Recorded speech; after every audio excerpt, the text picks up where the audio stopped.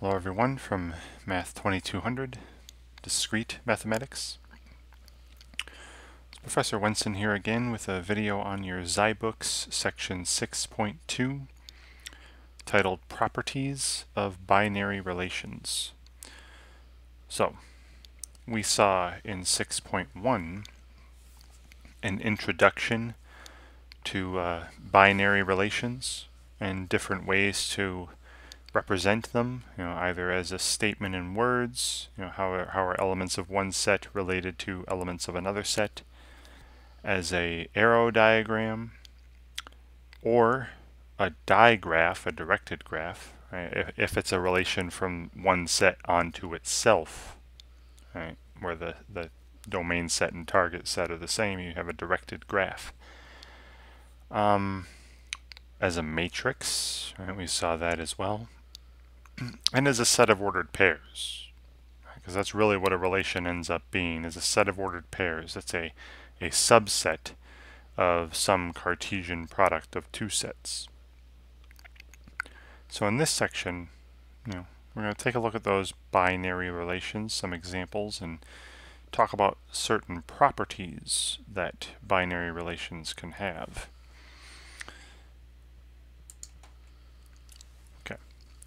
So the first two of these properties that we're going to talk about are, when is a binary relation reflexive and when is a binary relation anti-reflexive?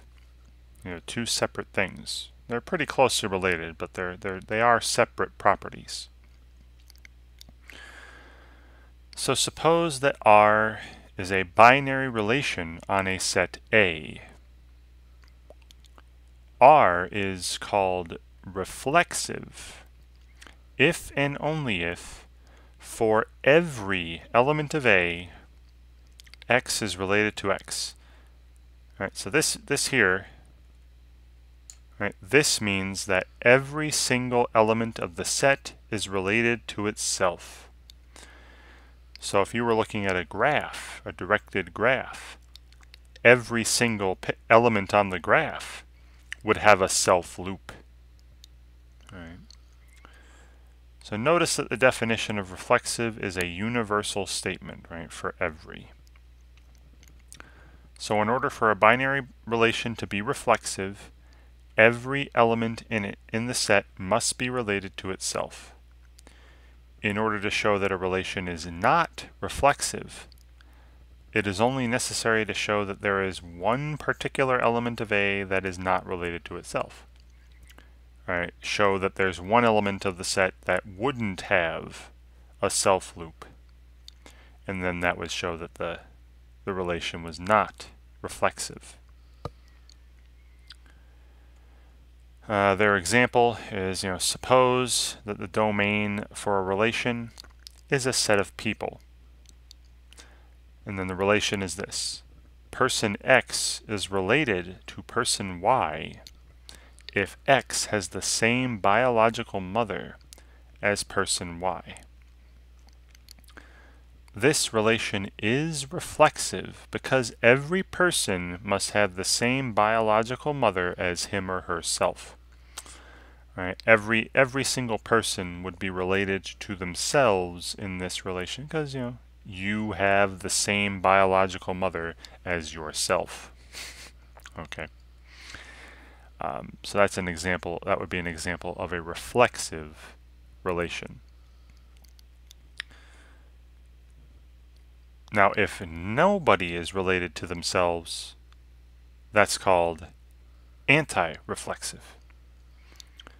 So a relation R is anti-reflexive if and only if, for every element in the domain, it is not true that X is related to X.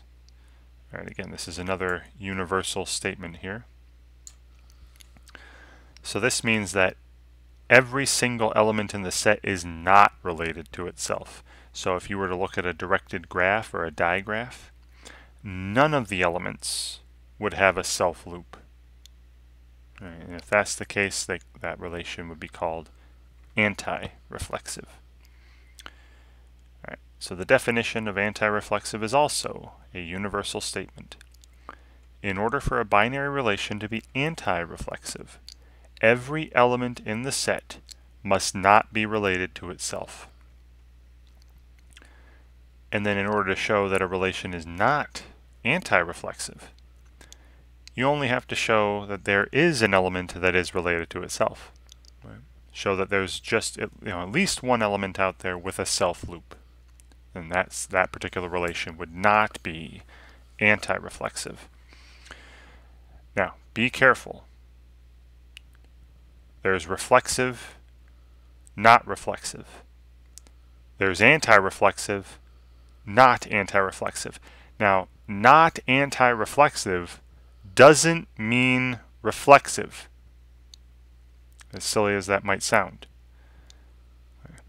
Reflexive means every single element has a self loop. Anti-reflexive means none of the elements have a self loop.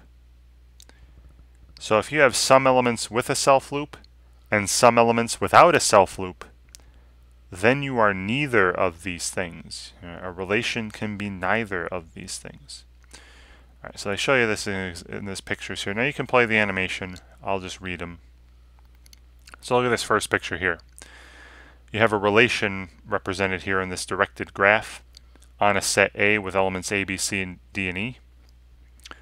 You see how every single element in this picture has a self loop, highlighted in blue here. A is related to A, B is related to B, C is related to C, D is related to D, and E is related to E. Every single element in the set is related to itself. Every element has a self loop. So in this picture, this relation is reflexive. All right, in this middle picture, see how none of these elements have a self loop?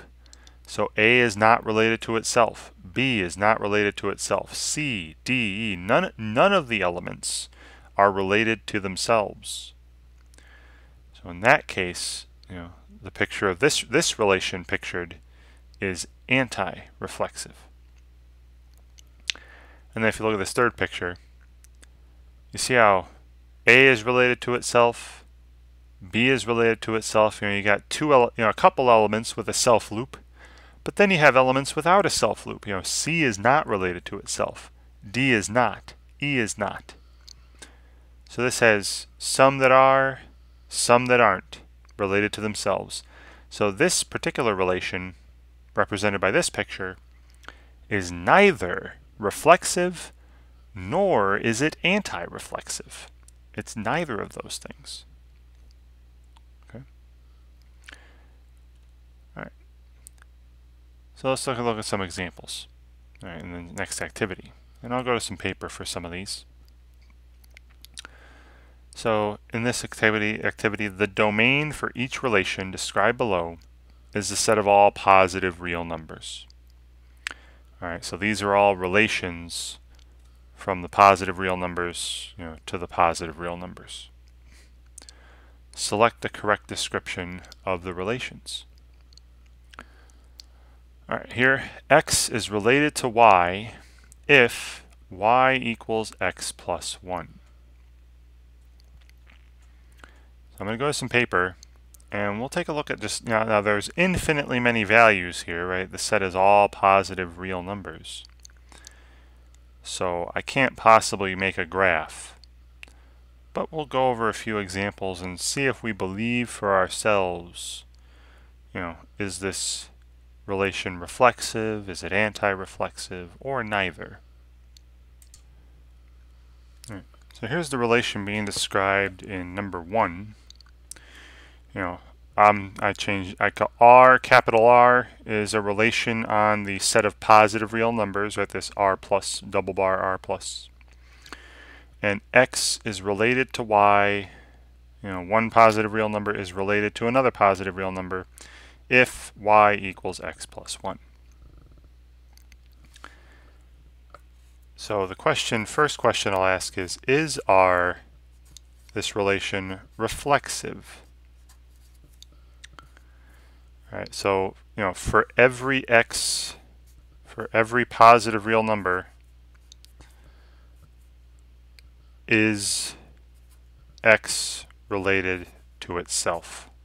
And that's the big question. So again, remember this universal quantifier for every.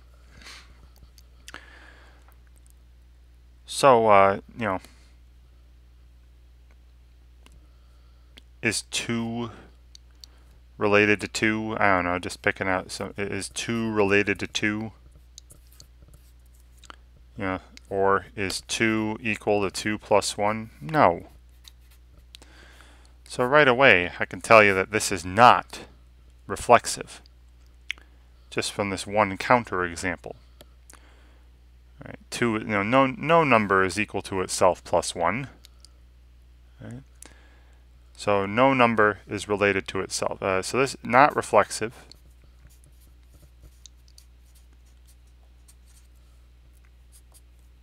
Is our, and I kind of said it a second ago, anti-reflexive. So that is, you know, for every value in the set, you know, for every x in the positive reals,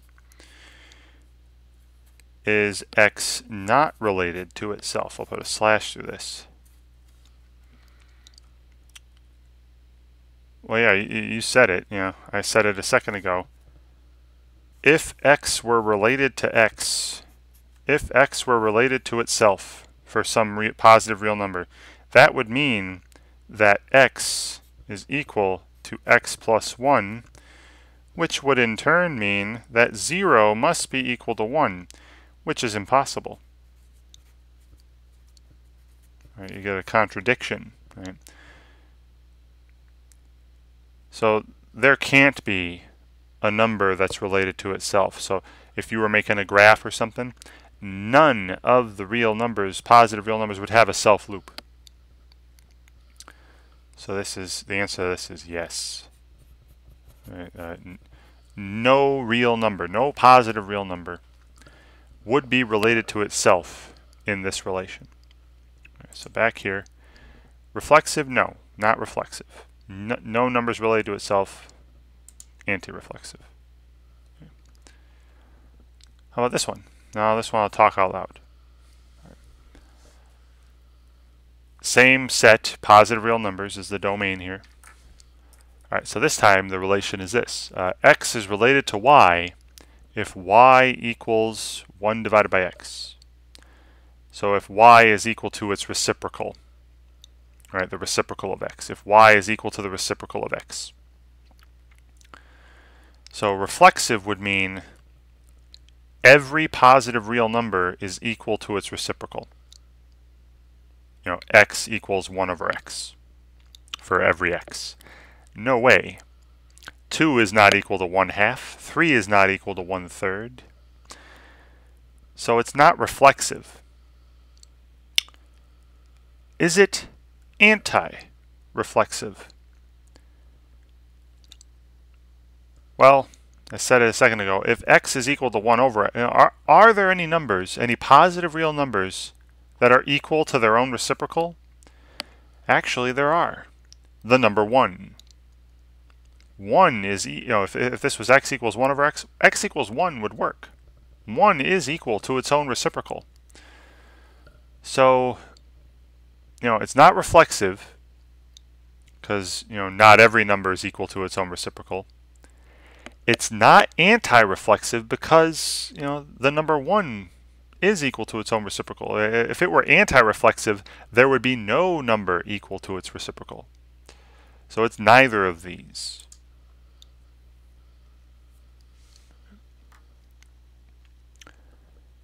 And then this last one. You know, x is related to y if the floor of x is less than or equal to the floor of y. Remember the ceiling and floor functions. Now, is this reflexive? Absolutely. The floor of x will be equal to the floor of x. Every element, every number will be related to itself. So this one is reflexive. All right, so hopefully that made sense. All right, so reflexive means every number, every element is related to itself. Anti-reflexive means no number or no element is related to itself. And neither means that, some are related to themselves, some are not. Okay. All right. The next property that we're going to talk about: when is a binary relation symmetric? So suppose that R is a relation on a set A. So the relation R is called symmetric if and only if for every pair x and y in A, x is related to y if and only if y is related to x. So if you were drawing a graph, if you saw an arrow going from one element to another element and the relation was symmetric, then you would have to see an arrow going the other way, going from, or an arrow would go from x to y, and then you would have to see an arrow going from y to x if it were symmetric. If you didn't see that happening, then it wouldn't be symmetric. So here's another way to sum this up. A relation is symmetric if for every pair of elements x and y in the domain, one of the following situations holds. For every pair. So you get no arrows between them. Neither x is related to y, nor y is related to x. Or you get two arrows between them, one going one way, one going the other. X relates to y and y relates to x. But you can't have an arrow from x to y, but not from y to x. You can't have just one arrow. So you either have, so basically between every pair of elements, you have two arrows or no arrows. Between every pair of elements, you have two arrows or no arrows. All right, so here's some pictures. So look at this graph here. Now again, the set A that the relation is on is the set with elements A, B, C, D, and E. You see how between every pair of elements, between A and E, there's two arrows in both directions. Between A and B, two arrows. Between A and C, no arrows. There's either two arrows or no arrows between any pair of elements. Between A and D, no arrows. Then between B and E, no arrows. Between B and A, two. Between B and C, two. One going, in both directions. Between B and D, no arrows. So you see, every time you see an arrow to one element, you see the reverse arrow. That's what it means to be symmetric, a symmetric relation. Okay, so again, the allowed patterns are no arrows between two elements or two. Ones that are disallowed, right? When you see these patterns in your graph, or when there's only one arrow going in one direction between any pair of elements. So like this picture on the right, this relation on set A would not be symmetric because you have E related to A, but A is not related to E. All right, so basically in a symmetric relation, you can switch the order and there's still a relationship. A is related to B and B is related to A. So no arrows between pairs of elements or both directions between pairs of elements.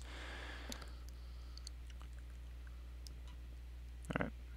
So another example of the activity here. You're asked, is this relation symmetric or not? The domain for the relation is again the set of all positive real numbers, and select the correct description. So first one, x is related to y if x divided by y equals 2. Alright, so for example, 4 is related to 2, right? 4 divided by 2 is 2. 2 is related to 1, right? 2 divided by 1 is 2. But could I switch them?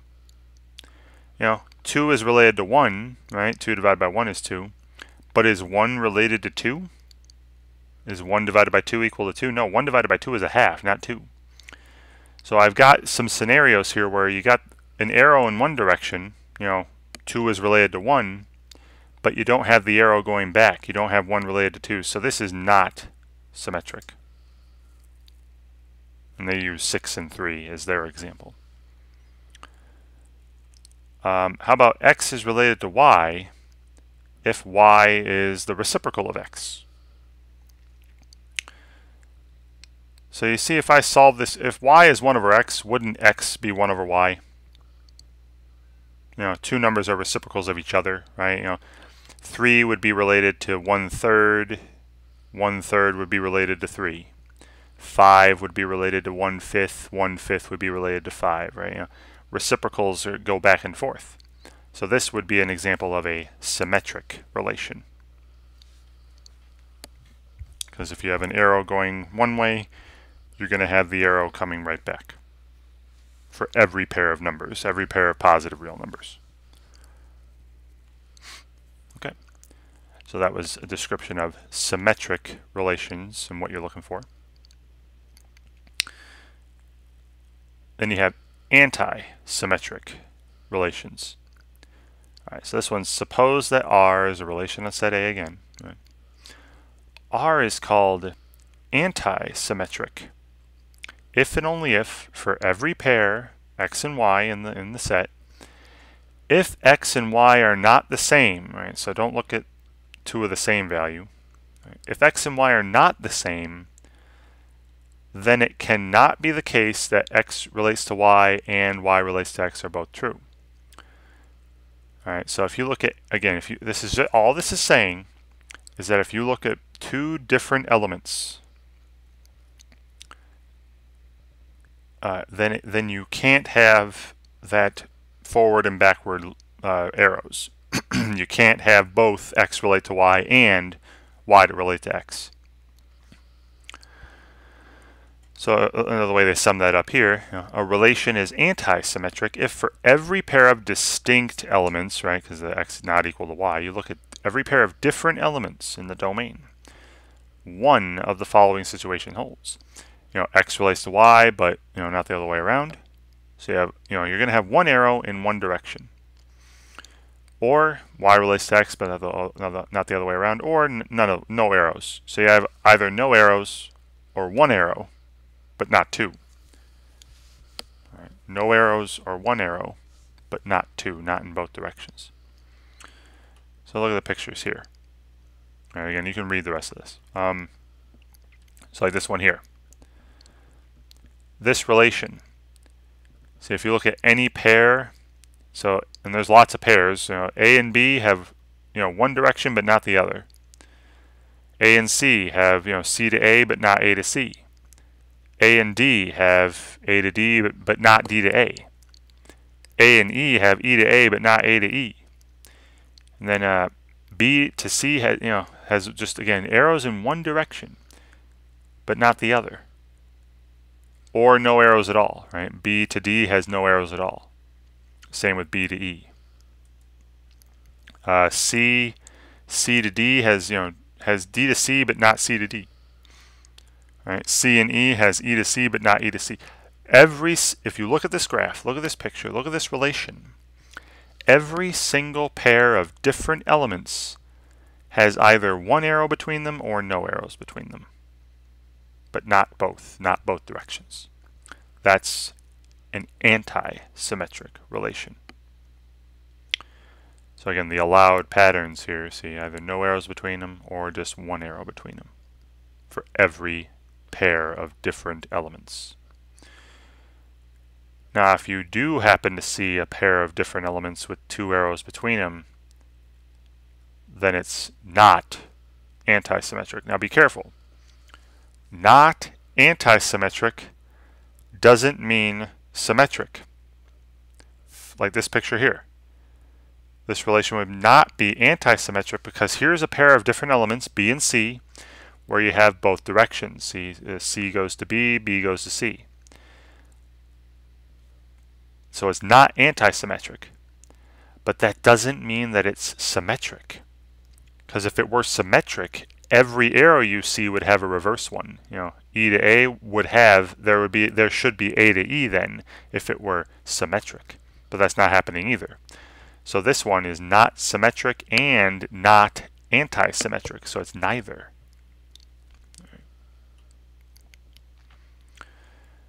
All right, so here they give an example. I'm going to have you go through examples here, and so again, the same domain. The domain for each relation is a set of all positive real numbers. Again, and then they're asking, is this relation symmetric, anti-symmetric, or neither? All right, so the first one, x is related to y if the floor of x is less than or equal to the floor of y. The floor of x is less than or equal to the floor of y. Now, I can think of a pair of numbers that you couldn't reverse the order for, like 2 and 3. Right? The floor of 2 would be 2. The floor of 3 would be 3. 2 is less than 3, so 2 is related to 3, but 3 is not related to 2. Right? So there's a pair of real numbers, positive real numbers, where it goes one direction but not the other. But I can also think of some values where it does go both directions, like 2 and 2.1. Right? The floor of 2 is 2. The floor of 2.1 is also 2, and they're equal. This would be satisfied. So 2 is related to 2.1, but 2.1 would also be related to 2. If I replace x with 2.1 and y with 2, you'd get 2 equals 2 again, so they're related. So there are scenarios where it goes one way but not the other, but there are also scenarios where it goes in both directions.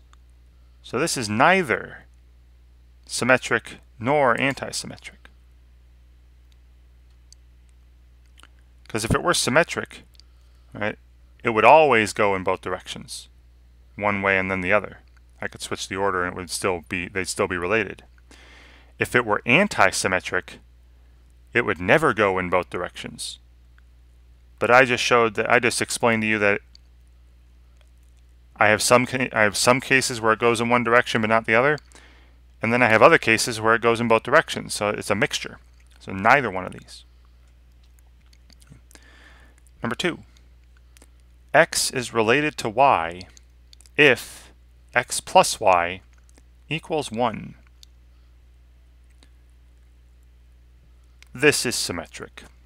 Right? If you take 0 is related to I'm sorry, not 0. It's positive real number. So like 1/3 is related to 2/3 because 1/3 plus 2/3 equals 1. Well, isn't x plus y the same as y plus x? I could switch the order here, so why can't I switch the order here? Right? If 1/3 is related to 2/3, 2/3 would be related to 1/3. 1/5 is related to 4/5. 4/5 is related to 1/5. This would work out for any pair of numbers. Goes in either direction. And then for the ones that don't add up to 1, you got no arrows. So remember, so for any pair of numbers, you have either 2 arrows, one in both directions, or no arrows. That's symmetric. And this one, x is related to y if y is x plus 1. So 2 would be related to 3, right? Because 3 is 2 plus 1. But 3 would not be related to 2. All right, 3 would not, 2 is not 3 plus 1. So you can't switch the order here ever, really ever, for any positive numbers. Right? If y is equal to x plus 1, x is not going to be equal to y plus 1. Right? X would be y minus 1. So you always get one direction, but not the other. So it's always going in one direction, but not the other. That's an anti-symmetric relation. So again, hopefully these explanations out loud made sense. And then the final one of these properties. Right? So you have reflexive, anti-reflexive. You had symmetric, anti-symmetric. Now transitive. All right, so suppose that R is a relation on set A. R is called transitive if and only if for every 3 elements, right? So not every pair, for every 3 elements in A, X, Y, and Z. And these can all be the same thing too. They don't have to be different. Right? It didn't say 3 distinct elements. It just said for any 3 elements in A. For every 3 elements of A, X, Y, and Z. If X is related to Y and Y is related to Z, then X must be related to Z. Right. So, the situation that is not allowed in a transitive relation is for there to be an X, Y, and a Z such that, X is related to Y and Y is related to Z, but X is not related to Z. Right? If that happens, if you see like 1 is related to 2 and 2 is related to 5, but then you see that 1 is not related to 5, then that kind of relation would be not transitive. All right. So let's take a look at some example pictures.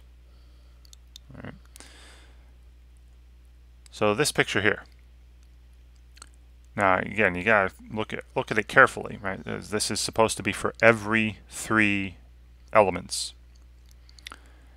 So you see how A, starting with A here, A is related to B, B is related to C, so by the transitive property there, A must be related to C, and that's happening. So far so good. Let's see, A is related to C. Now is C related to anything? No. How about B? Now B, yeah, B is related to C, but C is not related to anything else. Let's see, E is related to A is related to C. So if this were transitive, E relates to A relates to C, E must relate to C, and that is happening. And also, E relates to B relates to C, so E must relate to C, that's also happening. So, every scenario where I have this picture, every scenario where there's an A related to a B and a B related to a C, you have to have that third arrow in there, A related to C. And we'll see later that this also applies to when you have like the same element twice. Like you'll see that in a second. So this is a disallowed pattern. If you see this, if you see an arrow from A to B and B to C, but you don't see an arrow from A to C, then the relation's not transitive. So over here I have a picture of a transitive relationship. And over here there's a picture of a non-transitive. Right? Because you see the A to B, B to C, but you don't see the A to C. Okay. All right. Then again, more descriptions using positive, these are relations on the positive real numbers again. All right, so this first description. X is related to Y if Y equals X plus 1. So for instance, let's take a couple. 3 is related to 2. Or I'm sorry, 2 is related to 3. 2 is related to 3 because 3 is equal to 2 plus 1. 2 is related to 3. 3 would be related to 4. Right? So I'll pull up a piece of paper actually off on the corner here. Let's write some of this down. Alright, so for number 1 there, we see 2 is related to 3. Right? 2 is related to 3 since 3 equals 2 plus 1, right? 2 is related to 3. And 3 is related to 4, right? Since 4 equals 3 plus 1. Right, that's also working out. Now, if it were transitive, and I saw 2 related to 3 and 3 related to 4, if I was drawing a little diagram too, and say there was the number 2, there was the number 3, and there was the number 4, I'd have this arrow. I'd have this arrow. Is 2 related to 4? The big question now, is 2 related to 4 in this? Basically, is 4 equal to 2 plus 1? The answer is no. So here's now this is just one example, right? Again, to show that a universal statement is false, you just need to find one counterexample. This is showing me that this is not transitive. because I've got 2 related to 3, 3 related to 4, but 2 is not related to 4. All right, so this first one, not transitive. Right. Oh, and they use 2, 3, and 4. Hey, all right. I mean, I could have used 3, 4, and 5 as well. Right. How about this next one? X is related to Y if, Y is greater than or equal to X plus 1. All right. So for this next one, let's try to think of some examples. Now, again, just a few examples doesn't prove that it is transitive, but it gives me a good feeling. Right? Now let's think about this in general. If say X is related to Y,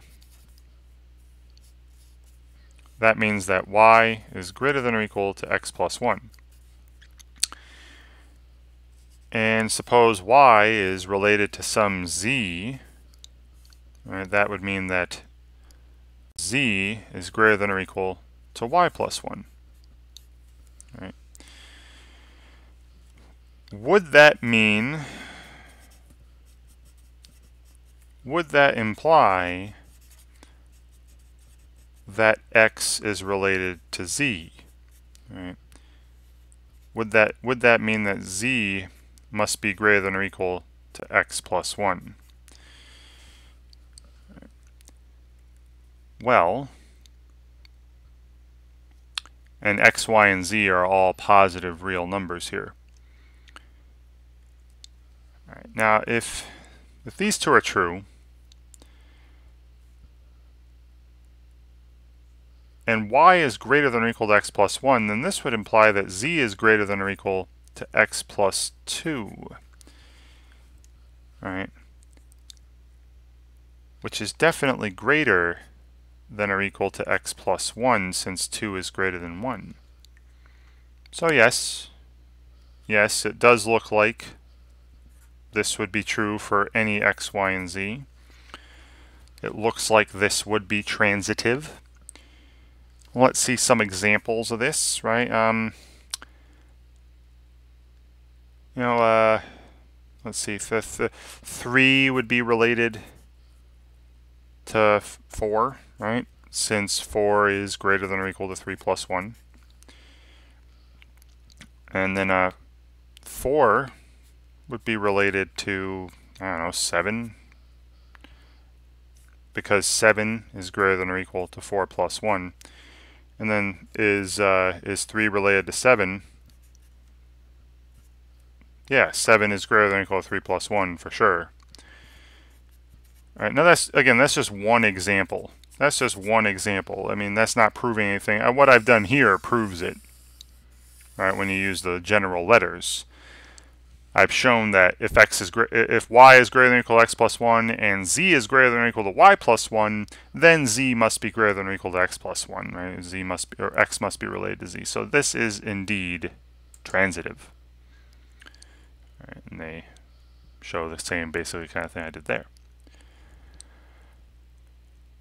Okay. Last one here. You know what? I'll leave this one for you. I've done most of these actually. I'll leave this one for you. Is this particular relationship a transitive or not transitive relationship on the positive real numbers? All right. So next we're given like a little digraph or a directed graph on a set. So R is a relation on the set with elements A, B, C, and D defined by the following arrow diagram or the following digraph. Is the relation reflexive, anti-reflexive, or neither? Now remember, reflexive meant every element is related to itself. So does every element have a self loop? Nope. So it's not reflexive. Anti-reflexive meant none of the elements are related to themselves. Well, A is related to itself, so it's not anti-reflexive, means it's neither. Is this relation symmetric, anti-symmetric, or neither? Remember, symmetric meant that for every pair of elements, if you had an arrow in one direction, you had an arrow coming right back, right? If A was related to B, then B must be related to A. Well, this is not symmetric. You know, yeah, A relates to B, B relates to A, it's working out there, but it's for every pair. See how B relates to C, but C does not relate to B. So it's not symmetric. Anti-symmetric meant you never see the two direction arrows between two elements, right? If you look at any two different elements, you either have one arrow between them or none. Well, look, A and B are different elements, and A relates to B, B relates to A, so you got that symmetry going on there. So this isn't anti-symmetric either. So it's neither. And is the relation transitive? No.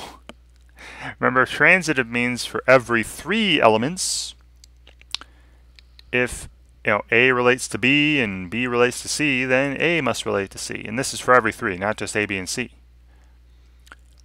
So I mean, look at this. You got A relates to B, B relates to C, A relates to C. So that's good so far. And some of the elements can be the same, right? It's just any three elements, not any three distinct elements. So look at this. A relates to B, B relates to A.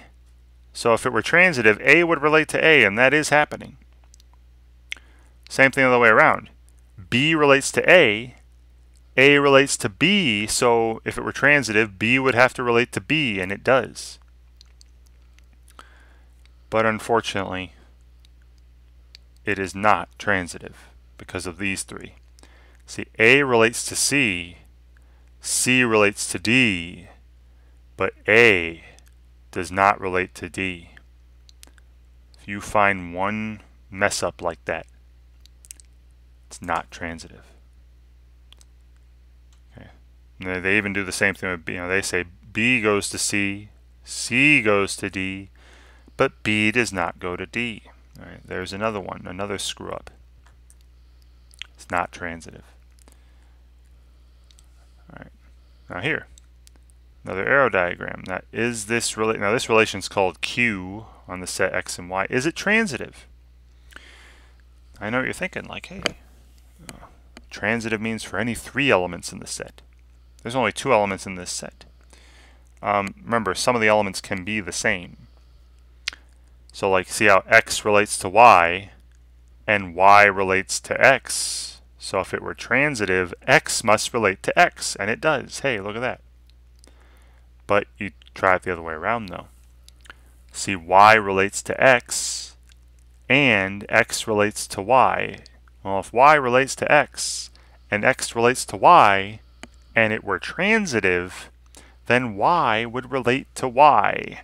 And that is not happening. There is not a self loop on Y, so this is not transitive. All right, and I've already shown you basically how we prove or disprove these properties, right? These are all universal statements, right? So to prove that they're true, you have to show it for all. To disprove them, though, you just need to find one counterexample. All right. So, I'll let you read through this here. Again, it's pretty much all the same the rest of the way. Asking you if a relation is symmetric, anti-symmetric, or neither, and reflexive, anti-reflexive, or neither, or transitive or not transitive. I don't know, I'll look at this one here. So here, the domain of a relation called D, is this time the set of positive integers. So for X and Y in the positive integers, X is related to Y if X evenly divides Y, right? That means X goes into Y evenly, right? Or Y is a multiple of X. See, Y equals X times N. Right. Is the relation D reflexive, anti-reflexive, or neither? Now again, there's infinitely many values here. There's it's the positive integers. So making a graph wouldn't be the greatest idea. You can make parts of a graph, like an arrow diagram or a digraph. Let's just think about it. Reflexive means every element is related to itself. So think about that. Does every positive integer go into itself evenly? Yes. So this is a reflexive relation. How about this? Is the relation symmetric, anti-symmetric, or neither? Now, if it were symmetric, that means every time, x relates to y, y would also relate to x. Well, does that happen every time? Let's see. If x relates to y, that means y is a multiple of x. And y relating to x means that x would be a multiple of y. Are there any numbers like that where you switch them up and they're still multiples? Like 2 relates to 4, right? 2 relates to 4, since 2 goes into 4 evenly. Does 4 relate to 2? Does 4 go into 2 evenly? No. So it's not symmetric. Right? Symmetric is every time it goes one way, it's got to go the other. Well, it's not symmetric. I just gave you one example why. Is it anti-symmetric? Now, anti-symmetric means that for any pair of different elements, if there's a relationship one way, there's not the relationship the other way. All right.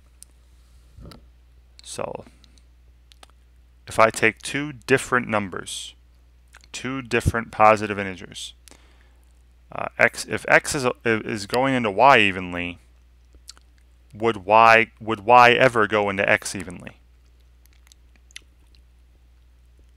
No. I mean, when they're the same number, sure, 1 goes into 1, you flip it, 1 goes into 1, 2 goes into 2, you flip it, 2 goes into 2. It's reflexive, right? But for anti-symmetric, you're looking at pairs of different numbers. And if you take any two different numbers, one's going to be bigger than the other. And 3 goes into 6, but 6 doesn't go into 3. 10 goes into 20, but 20 doesn't go into 10. Right? The larger number wouldn't go into the smaller number. So this is an anti-symmetric relation, right? Anytime you look at two different positive integers, such that one goes into the other, you switch them, you don't get the relationship again. All right, and is this transitive? Yeah. All right, if 2 goes into 4, actually, hold on, let me think about that a little more. Yeah, if 2 goes into, if x goes into y, right, that means y equals nx. And y goes into z, let's say. That means z equals ny. Well then, or my. If z equals my and y equals nx, then z would be equal to m times n times x. X would go into z as well. If x goes into y and y goes into z, x would go into z. No matter what integers you're talking about, this is transitive. And they kind of talk that out here. All right, so I'll leave these to you. This is the last one. I've done most of them. So again, look at how the relation's being described. Is it reflexive, anti-reflexive? Is it symmetric, anti-symmetric, or neither? Is it transitive, not transitive? And these words will come back at the end of the chapter. There's a section later where we talk about partitioning a set. And things called equivalence relations, where the words reflexive, symmetric, and transitive will definitely be coming back. All right. All right, so that's it for this. So you got your additional exercises. You can just pay attention to how the relation is described. When is one element related to another? And hopefully remember what all the words mean. What does it mean for a relation to be reflexive, anti-reflexive, neither, symmetric, anti-symmetric, neither, transitive, not transitive. Again, some of these will be on your assignment 6, some will not. I would still recommend that you do all of them, try all of them, get more familiar with the material, more practice, get better at it. And of course, you can look at the solutions just to check to see how you did. Please try to work out the problems before you look at the solutions, right? Don't just copy solutions. You're not going to learn anything that way. And of course, if you have any questions, please let me know. And thank you very much for watching.